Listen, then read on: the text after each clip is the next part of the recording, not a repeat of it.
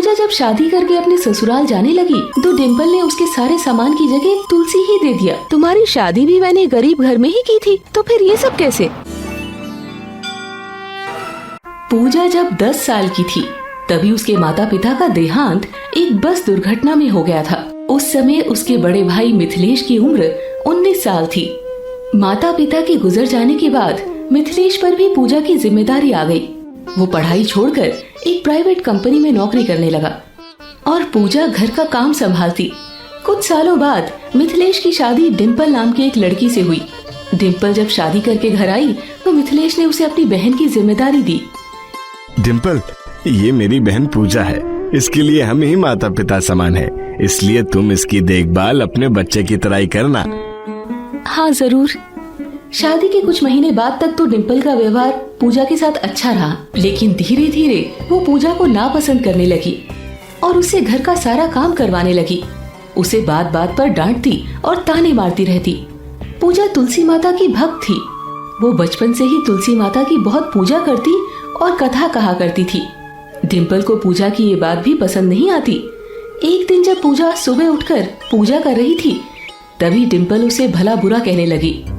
अरे ओ महारानी, माँ बाप को तो खा गई, अब क्या हमें भी नहीं जीने दोगी? अगर तुम्हारी तुलसी माता में इतनी शक्ति होती तो वो तुमसे तुम्हारे माँ बाप को दूर नहीं होने देती। ऐसा मत बोलो भाभी, तुलसी माता कभी किसी का बुरा नहीं करती। बड़ी आई तुलसी माता की भक्त, दिन भर पूजा ही करती रहोगी या फिर खाना भी बनाओगी? डिम्पल पूजा को इसी तरह बहुत परेशान किया करती थी, लेकिन पूजा डिम्पल की शिकायत कभी अपने भाई से नहीं करती। मिथिलेश के सामने डिम्पल पूजा के साथ काफी अच्छे से पेश आती, जिसकी वजह से मिथिलेश को यही लगता था कि वो पूजा का अच्छे से ध्यान रखती है। मिथिलेश पूजा से खाना खाने वक्त पूछता है, पूजा, डिम्पल तुम्हारा अच्छे से ध्यान तो रखती है ना? जी भैया, आप निश्चिंत रहिए, भाभी तो मुझे बहुत प्यार करती है। इसी तरह समय बीतता रहा। डिम्पल और मिथिलेश की भी एक बेटी कंचन हुई, जो अब 11 साल की हो गई थी। वो बहुत नकचड़ी और घमंडी थी, जबकि पूजा बहुत सुशील और संस्कारी थी। अब पूजा विवाह योग्य हो गई थी। एक दिन मिथिलेश ने डिम्पल से इस बारे में बात करते हुए कहा, डिम्पल, हमें अब पूजा की शादी कर देनी चाहिए। तुम्हारी नजर में अगर कोई लड़का हो तो देखना, मैं भी ढूंढता हूँ। हाँ, मैं भी पिछले कुछ दिनों से इसी बारे में सोच रही थी। इसके कुछ दिनों के बाद डिम्पल एक लड़के के बारे में मिथिलेश को बताती है। हमारे पहचान में एक बहुत अच्छा लड़का है, वो खुद का बिजनेस करता है। अगर आप कहो तो मैं उससे अपनी पूजा की शादी की बात करती हूँ। हाँ डिम्पल, क्यों नहीं, तुम हमारी बेटी समान बहन के लिए अच्छा लड़का ही देखोगी। मुझे पूरा विश्वास है, तुम बात करो उनसे। डिम्पल मन ही मन बहुत खुश होती है, क्योंकि वो लड़का काफी गरीब था। वो बिजनेस के नाम पर पास ही के बाजार में सब्जी का ठेला लगाता था। चलो, अब ये पूजा नाम की बला मेरे सर से टलेगी, लेकिन उसके जाने से घर का सारा काम मुझे ही करना पड़ेगा। खैर, वो जाए तो सही। डिम्पल बिना देरी के लड़के के घर वालों से शादी की बात कर लेती है। वो लोग खुशी खुशी तैयार हो जाते हैं, क्योंकि उन्हें पूजा बहुत पसंद आ जाती है। कुछ दिनों के बाद डिम्पल शादी की तैयारी कर लेती है। मिथिलेश उसे कुछ पैसे देता है ताकि पूजा को देने के लिए कुछ जेवर खरीद ले, लेकिन वो तो मन ही मन कुछ और ही साजिश रच रही थी। डिम्पल मन ही मन सोचती है, ये बहुत तुलसी की पूजा करती है ना, इसे तो मैं ऐसा सबक सिखाऊंगी कि जिंदगी भर याद रखेगी। जहाँ तक इसके भाई का सवाल है, उसे तो मैं अपने वश में कर ही लूंगी। इस जाहिल को जेवर देकर क्या होगा? उन पैसों से मैं अपनी बेटी के लिए जेवर नहीं बनवाऊंगी जो इसे दूंगी। डिम्पल की बेटी कंचन कहती है, अरे माँ, क्या सोचकर मन ही मन मुस्कुरा रही हो? कहीं तुम बुआ को लेकर कुछ प्लान तो नहीं बना रही हो ना? अरे जरा धीरे बोल, कहीं तुम्हारे पापा ने सुन लिया ना तो मेरे सारे भेद खुल जाएंगे। अरे हाँ, अच्छा अब बताओ भी कि तुम्हारे दिमाग में क्या खिचड़ी पक रही है? तुम्हारे पापा ने जो पैसे दिए हैं ना जेवर बनवाने के लिए, उन पैसों में से मैं अठन्नी भी उस पूजा के लिए खर्च नहीं करूंगी। फिर क्या करोगी माँ? वो बहुत तुलसी की पूजा करती है ना, उसे जेवर के नाम पर सिर्फ तुलसी ही तुलसी दूंगी। यहाँ तक कि बारातियों को भी खाने में सिर्फ तुलसी ही दूंगी। लेकिन पापा को क्या कहोगी माँ? वो तो तुम मेरे ऊपर छोड़ दो। पूजा अपनी भाभी की सारी बात सुनती रहती है, लेकिन वो कुछ नहीं बोलती। कुछ दिनों बाद पूजा की शादी का दिन आ जाता है। दुल्हन के कपड़े में पूजा बेहद खूबसूरत लग रही होती है। जब दरवाजे पर बारात आती है तो उन्हें खिलाने के लिए डिम्पल सिर्फ तुलसी ही भेजती है। लेकिन जैसे बारातियों की थाली में तुलसी के पत्ते डाले जाते हैं, वो स्वादिष्ट भोजन में बदल जाते हैं, जिससे खुद डिम्पल भी हैरान रह जाती है। ये कैसे हो सकता है? मैंने तो इन्हें देने के लिए तुलसी भेजा था, फिर ये कैसे हो गया? कोई नहीं, यहाँ तो सब ठीक हो गया, लेकिन जब मैं उसे जेवर और अन्य सामान की जगह पर तुलसी दूंगी तब उसे पता चलेगा। पूजा जब शादी करके अपने ससुराल जाने लगी तो डिम्पल ने उसके सारे सामान की जगह तुलसी ही दे दिया और जेवर के बदले भी तुलसी ही दे दिया। लेकिन जब पूजा अपने ससुराल पहुंची तो वो सारे तुलसी के सामान सोने चांदी में बदल गए और उसने जो जेवर के बदले तुलसी पहना था वो भी सोने में बदल गए। इस तरह पूजा के पास इतने सोने चांदी के जेवर और सामान देखकर उसके ससुराल वाले काफी खुश हुए। पूजा की ननद अपनी माँ से कहती है, अरे वाह माँ, मेरी भाभी तो दिखने में जितनी सुंदर है उतनी ज्यादा पैसे वाली भी है। हाँ, और बहुत संस्कारी भी है मेरी बहू। उसके आने से तो ऐसा लगता है मानो घर में लक्ष्मी का आगमन हुआ हो। शादी के कुछ ही दिनों के बाद पूजा के पति ने सब्जी के ठेले को छोड़कर अपना सब्जी का बड़ा सा दुकान खोल लिया, जिससे उसे बहुत फायदा होने लगा। पूजा अपने ससुराल में बहुत खुश थी। उसके ससुराल वाले उसे बहुत मानते थे, जबकि दूसरी ओर उसकी भाभी डिम्पल मन ही मन ये सोचकर खुश रहती कि उसने पूजा की शादी गरीब घर में कर दी है, जिससे वो बहुत दुखी रहती होगी। अब आ रहा होगा मजा। बहुत तुलसी की पूजा करती थी ना, अब समझ में आ रहा होगा कि गरीबी में कैसे पेट पाला जाता है। उसकी तुलसी माता भी उसका कुछ भला नहीं कर पा रही होगी। इस तरह पूजा की शादी को कई महीने बीत गए। तब डिम्पल ने सोचा क्यों ना एक बार उसे यहाँ बुलाकर उसकी बदहाली देखी जाए। ये सोचकर वो अपने पति मिथिलेश से कहती है, मैं सोच रही थी कि शादी को कई महीने हो गए हैं, तो क्यों ना एक बार पूजा को कुछ दिनों के लिए यहाँ लिवा लाओ। हाँ, तुम सही कह रही हो। मुझे भी अपनी बहन की बहुत याद आ रही है। उसके 2 दिन के बाद मिथिलेश ससुराल जाता है। भाई को इस तरह अपने पास पाकर पूजा बहुत खुश होती है। माँ जी, मैं अपनी बहन को कुछ दिनों के लिए ले जाना चाहता हूँ, अगर आपकी इजाजत हो तो। हाँ, क्यों नहीं, आखिरकार वो आपकी बहन है। जब से पूजा ने मेरे घर में कदम रखा है, तरक्की ही तरक्की हो रही है। आपकी बहन तो इतनी संस्कारी और लक्ष्मी है कि उसे एक पल के लिए भी मैं अपने से दूर नहीं करना चाहती हूँ। लेकिन उसका भी तो मन कर रहा होगा सबसे मिलने का, इसीलिए आप 2 दिन के लिए पूजा को ले जाइए। पूजा अपने भाई के साथ मायके आ जाती है। पूजा ने बहुत सारे जेवर और महंगी साड़ी पहन रखी थी, जिसे देखकर डिम्पल हैरान रह जाती है। ऐसे में उससे रहा नहीं जाता और पूजा से पूछ बैठती है, वैसे एक बात बताओ पूजा, मैंने तो तुम्हें सिर्फ तुलसी ही दिया था, लेकिन तुम्हारे पास इतने जेवर कहाँ से आए? तुम्हारी शादी भी मैंने गरीब घर में ही की थी, तो फिर ये सब कैसे?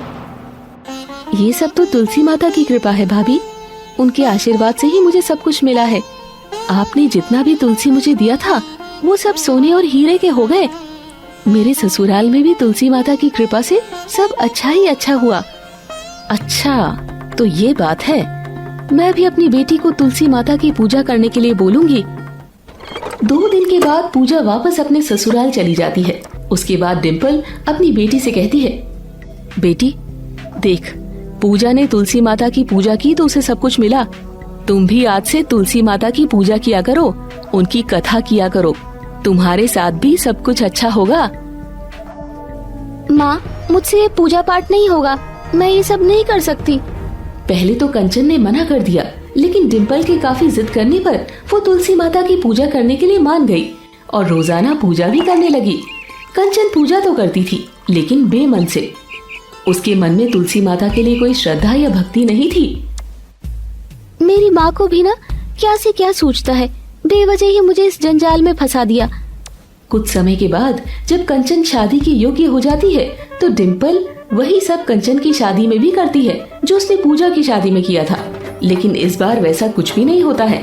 कंचन की शादी डिम्पल ने गरीब घर में करवा दी और जेवरों की जगह पर तुलसी दे दिया, लेकिन वो सब वही के वही रहे, कुछ भी नहीं बदला। कंचन का ससुराल गरीब ही रहा। वहाँ कंचन के स्वभाव से सभी दुखी रहते और उसे बहुत परेशान किया करते। न जाने किस पाप की सजा हमें मिल रही है जो ऐसी बहू मिली है। काम की ना काज की, दुश्मन अनाज की। कुछ आता जाता तो है नहीं, बस नखरे हजार हैं। इसी तरह कंचन की शादी को जब कई महीने बीत गए तो डिम्पल ने अपने पति मिथिलेश से कहा, सुनो जी, हमारी बेटी की शादी को पूरे 6 महीने बीत गए हैं। आप जाकर उसे कुछ दिनों के लिए यहाँ ले आओ। डिम्पल सोच रही थी कि पूजा की ही तरह उसकी बेटी भी खुशहाल होगी और जेवरों से लद कर आएगी, लेकिन जब कंचन आई तो वो काफी गरीब दिख रही थी। फटी हुई साड़ी पहनी कंचन को देखकर कोई भी कह सकता था कि वो बहुत गरीब है। ये सब देखकर डिम्पल बहुत परेशान हो गई और मिथिलेश से बोली, ये सब कैसे हो गया? एक तरफ पूजा इतनी अमीर और सुखी हो गई और मेरी बेटी की ये हालत कैसे हो गई? पूजा तुलसी माता की सच्ची भक्त है जिसका उसे फल मिला है, लेकिन हमारी बेटी ने कभी तुलसी माता की पूजा सच्ची श्रद्धा से नहीं की। उल्टा उसने और तुमने पूजा की भक्ति को गलत ही समझा, जिसका फल आज कंचन को मिल रहा है। आप सही कह रहे हैं। सच तो यह है कि मैंने कभी पूजा के साथ अच्छा नहीं किया, लेकिन उसकी अच्छाई और सच्चाई ने तुलसी माता को प्रसन्न कर दिया। मैं बहुत बुरी हूँ। हे तुलसी माता, हमें क्षमा करना। अब से मैं कभी किसी के साथ बुरा नहीं करूँगी। डिम्पल को तो अपनी गलती का एहसास हो ही चुका था, साथ ही कंचन को भी अपने किए पर पछतावा हो रहा था। आगे से उसने तुलसी माता की सच्ची श्रद्धा से भक्ति करने की सोची और सबके साथ अच्छे से रहने लगी। सीमा अपने पति विजय और बेटे संजय के साथ रहती थी। सीमा का पति कुछ महीने पहले ही सरकारी नौकरी से रिटायर हुआ था और संजय बैंक में क्लर्क की नौकरी करता था।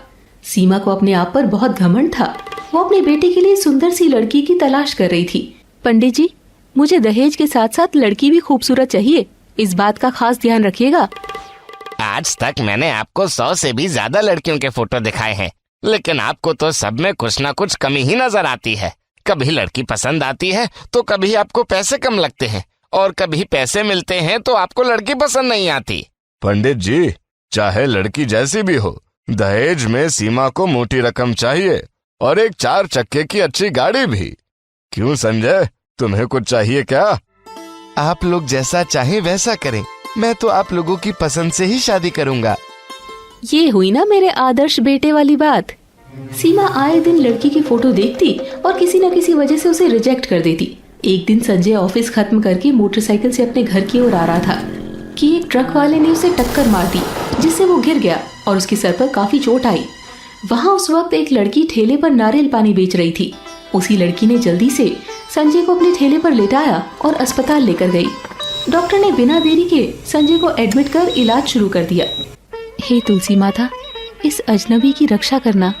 इसे कुछ मत होने देना माँ। अपनी कृपा इस पर बनाए रखना माता। तभी डॉक्टर उस लड़की के पास आकर कहता है, अब ये खतरे से बाहर है। तुलसी माता का लाख लाख शुक्र है। आपका बहुत बहुत धन्यवाद माँ। क्या मैं उनसे मिल सकती हूँ डॉक्टर? नहीं, अभी वो होश में नहीं है। तब तक आप इनके इलाज के पैसे जमा करा दीजिए। डॉक्टर, इन्हें होश में आ जाने दीजिए, तब इनके परिवार वालों को बता देंगे। वो आकर पैसे जमा करा देंगे। मेरे पास तो इतने पैसे नहीं कि मैं दे पाऊँ। ठीक है। कुछ देर के बाद संजय को होश आ जाता है। तब वो डॉक्टर से पूछता है, मुझे यहाँ कौन लेकर आया डॉक्टर? किसने मेरी जान बचाई? एक लड़की ने। मैं उसे अभी बुलाता हूँ। लड़की को एक नर्स बुलाकर लाती है और संजय उससे कहता है, आपने मेरी जान बचाकर जो एहसान किया है उसके लिए आपका दिल से धन्यवाद। मैं आपके इस उपकार को कभी नहीं भूल सकता। ये तो एक इंसान होने के नाते मेरा फर्ज था। आप भी अगर मेरी जगह होते तो यही करते। क्या मैं आपका नाम जान सकता हूँ? मेरा नाम सुमन है। आप वहाँ क्या कर रही थी? जी, मैं वहीं ठेले पर नारियल पानी बेचती हूँ। कुछ देर बाद संजय के माँ पापा भी वहाँ पर आ जाते हैं और उन दोनों ने भी सुमन को धन्यवाद किया। इसके बाद सुमन वहाँ से चली गई, लेकिन संजय सुमन के बारे में ही सोचता रहा। जब वो पूरी तरह से ठीक हो गया तो वहाँ गया जहाँ सुमन नारियल पानी बेचती थी। वहाँ जाकर संजय ने सुमन से बात की। तुम्हारे घर में कौन कौन है? मेरी सिर्फ माँ ही है, लेकिन उन्हें पैरालिसिस हो गया है, जिसकी वजह से वो कुछ नहीं कर पाती हैं। मैं ही सब करती हूँ। 2 साल पहले मेरे पिताजी का देहांत हो गया था। संजय सुमन से बात करने के बाद अपने घर आ गया और अपनी माँ से बोला, माँ, अगर आज मैं जीवित हूँ तो इस लड़की की वजह से ही। वो बहुत गरीब है माँ। अगर आपको और पापा को कोई ऐतराज ना हो तो मुझे उससे शादी करनी है।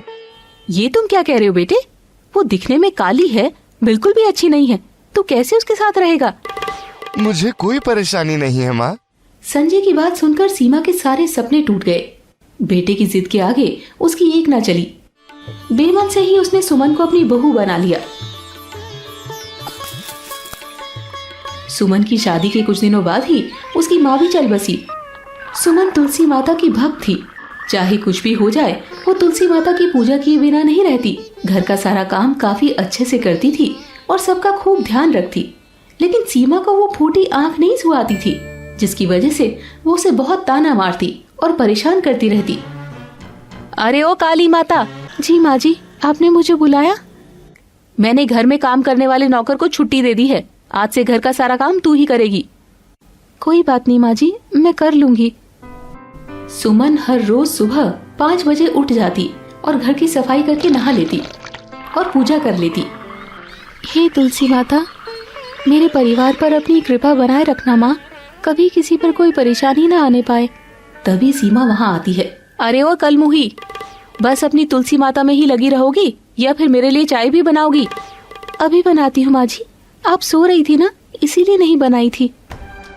अच्छा, तो तू कहना क्या चाहती है कि मैं सवेरे उठकर सबके लिए चाय बनाऊं? मैंने ऐसा कहाँ कहा माँ जी। तो तू अब मुझसे जुबान भी लड़ाएगी? मेरी तो अब इस घर में कोई इज्जत ही नहीं रह गई है। अब ऐसा कर, तू अपनी तुलसी माता में लगी रहा कर।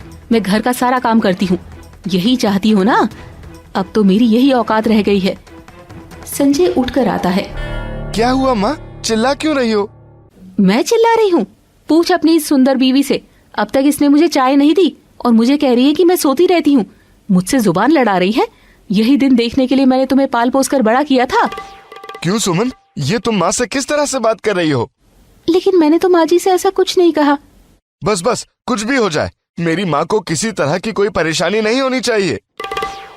आए दिन सीमा घर में कुछ न कुछ तमाशा करके सुमन को परेशान करती रहती। उसका पति विजय उसे बहुत समझाया करता, लेकिन वो समझने को तैयार ही नहीं होती।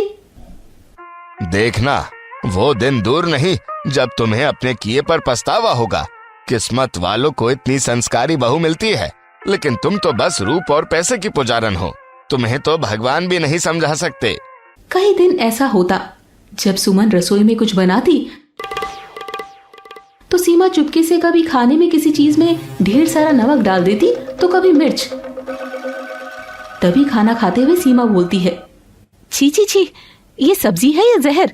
सिर्फ नमक ही नमक है। क्या हुआ माँ? ये खाना खाने लायक ही नहीं है बेटा। आज तक कभी इसने अच्छे से खाना बनाया है? इसे तो कुछ आता ही नहीं, सिर्फ तुलसी माता की पूजा में मस्त रहती है। अरे हाँ, इसमें तो बहुत नमक है। लेकिन मैंने तो काफी ध्यान से नमक डाला था, ऐसा कैसे हो गया? मैंने तो पहले ही तुम्हें इससे शादी करने के लिए मना किया था, लेकिन तुम मेरी सुनते कहाँ हो? अब भुगतो। सुमन, तुम्हें कुछ नहीं आता तो माँ से सीख क्यों नहीं लेती हो? इसी तरह दिन बीतता गया। सुमन सास की हर जुल्म को सहती जा रही थी। अब शादी को 2 साल बीतने चले थे, लेकिन वो माँ नहीं बनी थी। इसीलिए सीमा अब उसके लिए भी उसे ताने मारने लगी। किसी काम की नहीं है ये। मैं कहती हूँ संजय, तू अभी सुधर जा। इसे छोड़कर दूसरी शादी कर लो, हम सभी सुखी रहेंगे। आखिर रखा ही क्या इसमें? अब तक घर को एक वारिस भी नहीं दे पाई है ये। अब तो संजय भी अपनी माँ की बातों में आने लगा था। हर बात के लिए सुमन को दोषी ठहराने लगा था। यहाँ तक कि वो भी दूसरी शादी के बारे में सोचने लगा था। माँ, अगर तुम चाहो तो मेरे लिए एक लड़की शादी के लिए ढूंढ सकती हो। अब की ना तुमने समझदारी वाली बात। मैं कल ही पंडित जी से बात करती हूँ।